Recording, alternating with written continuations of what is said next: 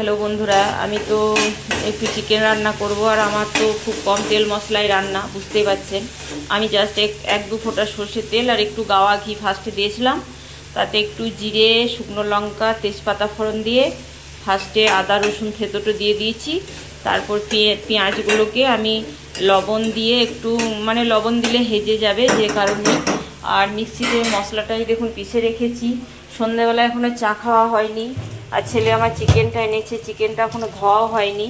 তো আমি মশলাটা তা করতে কষতে চাপিয়ে দিলাম এই কারণে, কারণ ফেসবুকে পেজ যখন খুলেছি আমাকে তো সেখানেও অনলাইন থাকতে হবে, সকলের কমেন্টের অ্যান্সার দিতে হবে, অ্যান্ড অন্যের পরিবারে গিয়েও কমেন্ট করতে হবে। তো আমি চিকেনটা ধোয়া মোছা করতে করতে আমার মশলাটা ততক্ষণকে দুপাক কষা হয়ে যাবে, তো যে কারণে ভাবলাম আমি তাকে চাপিয়ে দিই। তো মশলা আমি পেঁয়াজের উপরে ঢেলে দিয়েছি। এই দেখুন, কস্তুরি মেথি পাতা, লবণ স্বাদ মতো, যা যা দেওয়ার, একটুখানি হালকা চিনি, স্বাদটা ব্যালেন্স করার জন্য সব আমি এক জায়গায় ঢেলে দিয়ে এখন আমি আমি এখন কিন্তু মশলাটা কষতে থাকবো। আর এই দেখুন বন্ধুরা, বাস স্ট্যান্ডে চিকেন আনে আমাদের, তো চিকেনটা ছেলেটা যে কাটে এত পরিষ্কার পরিচ্ছন্ন, আলাদা করে ধোয়ার প্রয়োজন হয় না, কিন্তু আমি খুঁতে মানুষ, আমি কিন্তু 2-3 বার ধোবো। তো আমার মশলাতে তো খুব একটা তেল দেওয়া হয় না, তো যে কারণে তেল আর কোথায় ছাড়বে, তো তেল আমার ছাড়বে না, এইরকমই হবে। তো মশলা আমার কষা হয়ে গেছে, ভাজা ভাজা হয়ে যাচ্ছে। এখন আমি চিকেনটা এর মধ্যে অ্যাড করে দেব।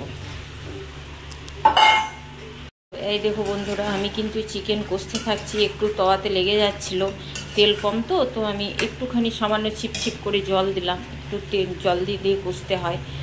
আর এই যে দেখুন, শুকনো লঙ্কাটা আমি ফোড়ন দিয়েছিলাম, কিন্তু মাঝপথে আমি তুলে নিয়েছি। আমার শুকনো লঙ্কার ফ্লেভারটা প্রয়োজন। এবারে কাঁচা লঙ্কা সবসময় তো ঝাল সমান হয় না, কেমন ঝাল হবে সেটা কিন্তু আমি একটু জিভে দিয়ে দেখব। যদি ঝাল কম হয় তখন আমি শুকনো লঙ্কাটা, যেহেতু তেলে ভাজা আছে, আমি ফেলে দেবো, চটকে দেবো, ঝালটা মাফিক হয়ে যাবে। আর যদি ঝাল বেশি হয় তাহলে আর কিন্তু আমার দেবার প্রয়োজন নেই, আমার ফ্লেভারটুকুই প্রয়োজন ছিল। এবার বিষয়টা হচ্ছে, পাকা রাঁধুনি হচ্ছে সেই যে নুন ঝাল মশলা সব কিছুই মাফিক হবে। যেমন ধরুন বন্ধুরা, কি বলবো, সত্যিকারের সুন্দর কিন্তু যৌবন বয়সে যে সুন্দর থাকে, সে তো যৌবনে কাকও সুন্দর, শ্রাবণে নদীও সুন্দর। সত্যিকারের সুন্দরী বা সুন্দর পুরুষ তারাই যারা বয়সের সাথে সাথে নিজের লাবণ্য ধরে রাখতে পারে। ঠিক তেমনই সত্যিকারের রাঁধুনি বা গৃহিণী তারাই যারা সব দিক বজায় রেখে চলতে পারে। তো আমি এখন কষতে থাকি।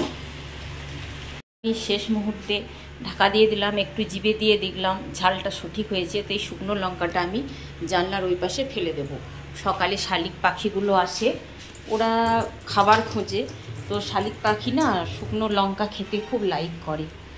আর এই দেখুন বন্ধুরা, এই বিস্কুট আপনাদের ওইদিকে পাওয়া যায় কিনা জানি না, তো খেতে খুব সুস্বাদু। তো আমি যখন এক ফাইল করে নিয়ে নিই, স্কুল যাই, কোনো কিছু খেয়ে যেতে পারি না, তখন হয়তো 2 পিস নিয়ে গেলাম ক্যারি প্যাকেটে। তো এই মুহূর্তে চিকেনটা হতে থাকুক, আমি কিন্তু 1টা কি 2টো বিস্কুট দিয়ে একটু জল খেয়ে নেব, তারপর ফিরে আসছি। বন্ধুরা, ফাইনালি চিকেন রান্না আমার হয়ে গেল। উপরে গোলকি আর গরম মশলা গুঁড়ো ছড়িয়ে দিলাম। যেটা করেছি আমি ঠিক 1-2 মিনিট আগে একটুখানি টমেটো কেচাপ 1 চা চামচ, 1-2 মিনিট আগে আমি দিয়ে 1 ফুট ফুটিয়ে তারপর আমি গ্যাসটা বন্ধ করে গোলকি গুঁড়ো গরম মশলা গুঁড়ো দিয়ে থাকি। তো আপনারা চাইলে দিতে পারেন। তো এই ছিল আজকে রাতের মেনু, চিকেন কষা রুটি। তো শুভ সন্ধ্যা, সকলে ভালো থাকবেন, টাটা।